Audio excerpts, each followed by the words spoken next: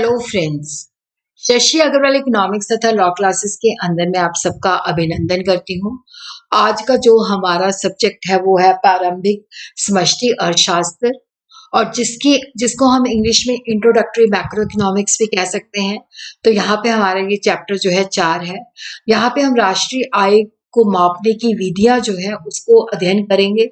राष्ट्रीय आय की आकलन की विधि का ये भाग पहला है, जिसके अंदर हम मूल वृद्धि जो मेथड है उसको समझेंगे, वैल्यू एडिशन मेथड को समझेंगे।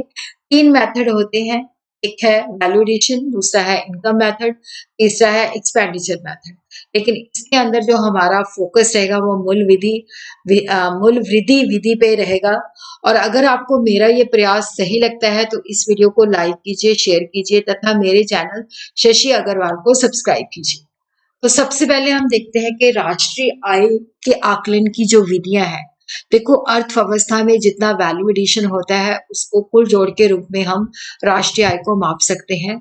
अर्थव्यवस्था में उत्पन्न आय के कुल जोड़ के रूप में राष्ट्रीय आय को मापा जा सकता है। अर्थव्यवस्था में जो उत्पादित अंतिम वस्तुओं और सेवाओं पर खर्चा किया जाता है उसको कुल जोड़ के रूप में मापा जा सकता है। तो 3 मेथड है हमारे, किसी भी मेथड से कर ले राष्ट्रीय आय जो है बराबर आएगी। तो 3 मेथड है। वैल्यू एडेड मेथड है जिसको हिंदी में हम मूल वृद्धि विधि कहते हैं, आय विधि, इनकम मेथड, व्यय विधि, एक्सपेंडिचर मेथड। इसके अंदर हमारा जो फोकस रहेगा वैल्यू एडेड मेथड पे रहेगा। देखो, इसको प्रोडक्ट मेथड या वैल्यू एडेड मेथड कहते हैं। मूल्य वृद्धि विधि, उत्पाद विधि, इसे औद्योगिक मूल्य विधि भी कहा जाता है, शुद्ध उत्पादन विधि भी कहा जाता है। यहाँ पे वैल्यू एडेड मेथड के अंदर हम देखते हैं कि एक लेखा वर्ष के दौरान अर्थव्यवस्था में प्रत्येक उत्पादित उद्यमी जो मूल्य वृद्धि के रूप में राष्ट्रीय आय को मापा जाता है। वर्ष के दौरान देश की घरेलू सीमा में उत्पादन में सभी उत्पादित उद्यमों के योगदान का अनुमान जो होता है वो सकल घरेलू उत्पाद के बाजार मूल्य के रूप में मापा जाता है। इसको हम जीडीपी एट मार्केट प्राइस भी कहते हैं, जिसके अंदर हम एडजस्टमेंट करते हैं, फिर हम एनएनपी एट फैक्टर कॉस्ट या नेशनल इनकम निकालते हैं।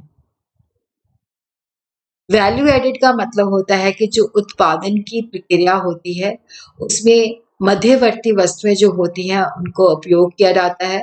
तो यहाँ पे हम देखते हैं कि जब उत्पादन का मूल्य जो होता है मध्यवर्ती वस्तु उपभोग से ज्यादा होता है, वो जो डिफरेंस होता है वो मूल्य वृद्धि होती है, वैल्यू एडेड होता है। तो मूल्य वृद्धि जो है उसका मतलब है उत्पादन मूल्य माइनस मध्यवर्ती वस्तुओं का उपभोग। उत्पाद का मूल्य, जिसको इंग्लिश में हम वैल्यू ऑफ आउटपुट कहते हैं, किसी फर्म द्वारा लेखा वर्ष के दौरान उत्पादित वस्तुओं और सेवाओं के बाजार मूल्य को प्रकट करता है। यदि वर्ष का पूरा उत्पादन वर्ष के अंदर पूरा का पूरा बेचा जाता है तो वहां पे उत्पादन का मूल्य जो होता है बिक्री के बराबर होता है। लेकिन कई बार ऐसा होता है कि सारा का सारा माल बिकता नहीं है, उसमें से कुछ माल रह जाता है, तो उसे इन्वेंट्री स्टॉक में जोड़ दिया जाता है। तो उसे वर्ष के दौरान स्टॉक में परिवर्तन के रूप में बताया जाता है। जैसे आउटपुट का मूल्य है बिक्री, जो हमने सेल कर दिया, प्लस चेंज इन स्टॉक, यदि हमारा कुछ आउटपुट बिना बिके रह जाता है तो स्टॉक में परिवर्तन जो है अंतिम स्टॉक जो कि साल के एंड में बच जाता है, माइनस आरंभिक स्टॉक जो कि शुरू में होता है, जिसको हम ओपनिंग स्टॉक कहते हैं। लेखा वर्ष में जो क्लोजिंग स्टॉक होता है और जो लेखा वर्ष के अंदर ओपनिंग स्टॉक जो आरंभिक स्टॉक होता है उसके अंतर के रूप में माना जाता है। तो स्टॉक के अंदर जो परिवर्तन है अंतिम स्टॉक माइनस आरंभिक स्टॉक। यहाँ पे हमारे पास ओपनिंग स्टॉक है 20,000, क्लोजिंग स्टॉक है 30,000। तो स्टॉक में जो परिवर्तन है 30,000 माइनस 20,000, तो ये 10,000 है। मध्यवर्ती वस्तुओं का उपभोग, इंटरमीडिएट कंजम्पशन। देखो, मध्यवर्ती उपभोग वो उपभोग है जिनका इस्तेमाल कच्चे माल के रूप में किया जाता है या जिनको आगे रीसेल के लिए, पुनर्विक्रय के लिए उपयोग किया जाता है। देखो, जो फैक्टर्स ऑफ प्रोडक्शन होते हैं, भूमि है, श्रम है, पूंजी है, उद्यमिता है। इसके अलावा जो अ, गैर का जो इसके अलावा जो दूसरे होते हैं नॉन फैक्टर इनपुट कहलाते हैं, गैर कारक इनपुट कहलाते हैं। और इसके अंदर उत्पादन की प्रक्रिया में उपयोग किए जाने वाला कच्चे माल का मूल्य भी शामिल है। इसको हम एक एग्जाम्पल से समझते हैं। जैसे किसान आटा चक्की को 600 रुपए में गेहूं बेचता है। आटा चक्की जो है 600 रुपए में गेहूं खरीदती है और आटा जो है 800 रुपए में बेचती है। बेकर जो है 800 रुपए में आटा खरीदता है और ब्रेड जो है 1000 रुपए में बेचता है। दुकानदार 1000 रुपए में ब्रेड खरीदता है और 1100 रुपए में बेचता है।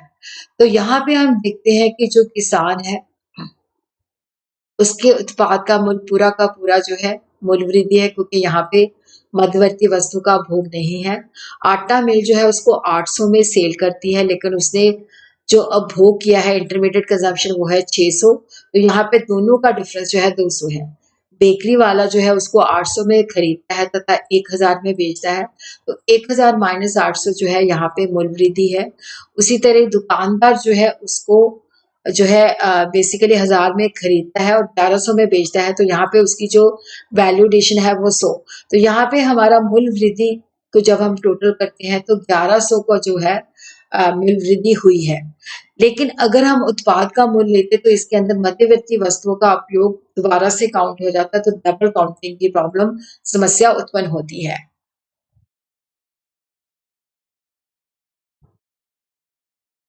GDP at market price.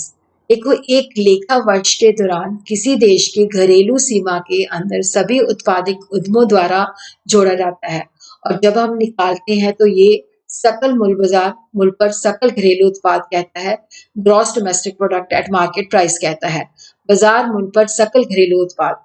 GDP at market price को हम कह सकते हैं एक वर्ष की अवधि के दौरान अर्थव्यवस्था में उत्पादित अंतिम वस्तुओं और सेवाओं का बाजारी मूल्य, जो फाइनल गुड्स एंड सर्विसेज होती है।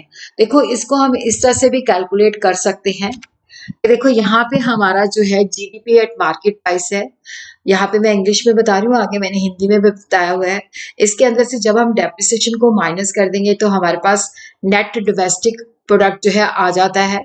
और उसी तरह जब हम इसके अंदर से नेट इनडायरेक्ट टैक्स को माइनस कर देते हैं तो हमारे पास net domestic product at factor cost आ जाता है। और जब हम net factor income from abroad जोड़ देते हैं तो हमारे पास एनएनपी एट फैक्टर कॉस्ट आ जाता है।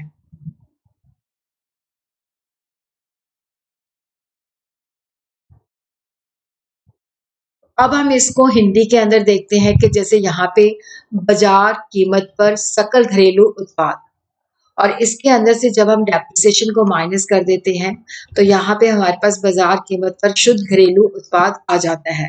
और जब हम इसके अंदर से शुद्ध अप्रत्यक्ष कर माइनस कर देते हैं तो कारक लागत पर शुद्ध घरेलू उत्पाद आ जाता है।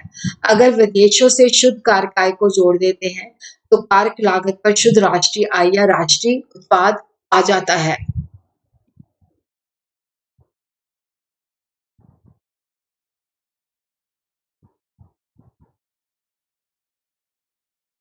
और उसी तरह ही हम देखते हैं कि जब हम वैल्यू एडेड मेथड लगाते हैं तो हम आइडेंटिफाई करते हैं प्राइमरी सेक्टर ने क्या वैल्यू एडिशन किया है, सेकेंडरी सेक्टर ने क्या वैल्यू एडिशन किया है, टर्शियरी सेक्टर ने क्या वैल्यू एडिशन किया है। तीनों को हम जोड़ देते हैं तो हमारे पास आ जाता है gross domestic product eight market price. जब उसमें से डेप्रिसिएशन और नेट इनडायरेक्ट टैक्स को माइनस कर देते हैं तो वहां पे हमारे पास आ जाता है net domestic product at factor cost. और जब हम उसके अंदर net factor income from abroad जोड़ देते हैं तो वहां पे हमारे पास आ जाती है national income eight factor cost. तो यहाँ पे हम देखते हैं कि प्राथमिक क्षेत्र की जो वैल्यू एडिशन है, जो सेकेंडरी सेक्टर है, द्वितीय क्षेत्र है, जो तृतीय क्षेत्र है, उन तीनों को जोड़ देते हैं तो हमारे पास जीडीपी एट मार्केट प्राइस आ जाती है। और जीडीपी एट मार्केट प्राइस के अंदर से मूल्यह्रास या शुद्ध मूल्यह्रास डेप्रिसिएशन और शुद्ध अप्रत्यक्ष कर माइनस कर देते हैं तो एनडीपी एट फैक्टर कॉस्ट आ जाती है। एनडीपी एट फैक्टर कॉस्ट के अंदर जब हम विदेशों से शुद्ध कारक आय को जोड़ते हैं तो एनएनपी एट फैक्टर कॉस्ट आ जाती है। अब हम देखते हैं precautions regarding value added method के मूल विधि मेथड जब हम यूज करते हैं तो इसके अंदर क्या चीजें लेनी है और क्या चीजें नहीं लेनी।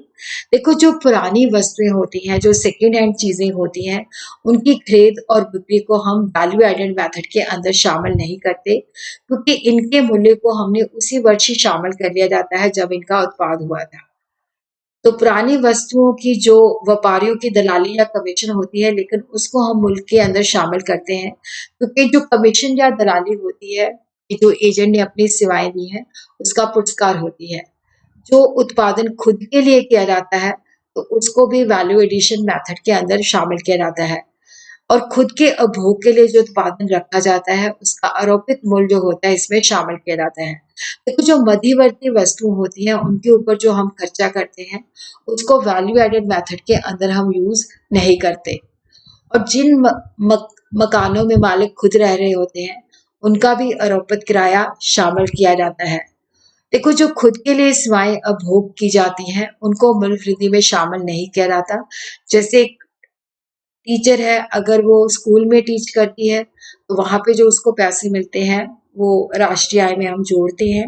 लेकिन अगर वो खुद में घर घर में बच्चों को पढ़ाती है तो वो जो होती है उसको वैल्यू एडेड मेथड के अंदर हम यूज नहीं करते। उसी तरह हम देखते हैं कि जब हम अ, दोहरी गणना की समस्या आती है तो इसके बचाव के उपाय भी हम देखते हैं कि देखो अर्थव्यवस्था में जो उत्पादित अंतिम वस्तुएं तथा सेवाएं होती हैं बाजार मूल्य के रूप में हम राष्ट्रीय आय को निकालते हैं। पर जब हम निकालते हैं तो हम हमेशा दोहरी गणना जो होती है उसकी समस्या को हम फेस करते हैं। एक बार मैं लिख देती हूँ यहाँ पे। डबल काउंटिंग हो जाती है तो ये समस्या तब उत्पन्न होती है कि जब हम कुछ वस्तुओं को दोबारा से ले लेते हैं। जब हम अंतिम वस्तु तथा मध्यवर्ती वस्तुओं के अंदर भेद नहीं करते तो उसमें इनकी डबल काउंटिंग हो जाती है। देखो यहाँ पे एक उद्यमी का संबंध है, वो अपनी वस्तुओं तथा सेवाओं को अंतिम वस्तुओं के रूप में बेचता है तथा उसकी बिक्री को अंतिम बिक्री माना जाता है। लेकिन जब हम विभिन्न उद्योगों की बिक्री को अंतिम बिक्री तथा मध्यवर्ती बिक्री के अंदर वर्गीकृत करना होता है, जो निर्भर करता है कि उसका अंतिम प्रयोग हम किस तरह से कर रहे हैं। जैसे चीनी है, अगर हम उसको घर घर में प्रयोग कर रहे हैं तो अंतिम वस्तु है, अगर वो बेकरी के अंदर यूज होती है तो वो मध्यवर्ती वस्तु है। तो इसके लिए हमारे पास दो मेथड है, फाइनल आउटपुट मेथड है जिसको अंतिम आउटपुट विधि भी कहा जाता है। तो जीडीपी की आकलन में केवल अंतिम वस्तु और सेवाओं जो कि अंतिम उपयोग की दृष्टि से लेनी है। सेकंड है वैल्यू एडेड मेथड, देश के घरेलू सीमा के भीतर सभी उत्पादित इकाइयों द्वारा जो वैल्यू ऐड की जाती है उसको जोड़ के हम सकल घरेलू उत्पाद जो है निकालते हैं। तो बाकी जो है हम दूसरी वीडियो के अंदर अंडरस्टैंड